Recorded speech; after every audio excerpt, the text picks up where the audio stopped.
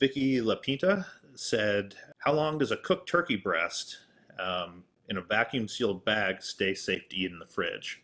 And this is always a big question people have. Once you're done sous viding, if you cook it through to pasteurization and you chill it efficiently and then put it in the refrigerator, food will last for a long time, a lot longer than normal leftovers do. If you follow that habit, it'll last for at least a week, if not longer. I know some people, I think Douglas Baldwin talks about it lasting for 2 or 3 or 4 weeks, depending on if your refrigerator is cold enough and you chilled it properly. So sous vide leftovers do last for a long time. On the thread asking for pre-questions, a lot of people did have some really good comments on this. I know there's a few people in this group that cook a lot ahead of time and then store it for later in the fridge. So that's a great way to do it. One of the other questions was their biggest challenge, they said, was waiting.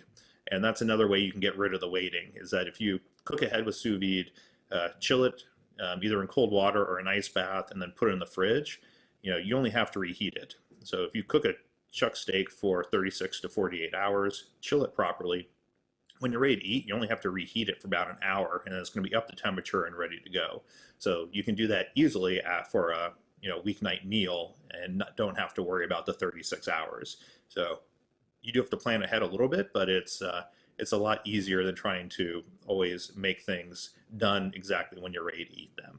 So that's another way that sous vide food lasting for a while in the fridge is a really good thing to help for meal planning.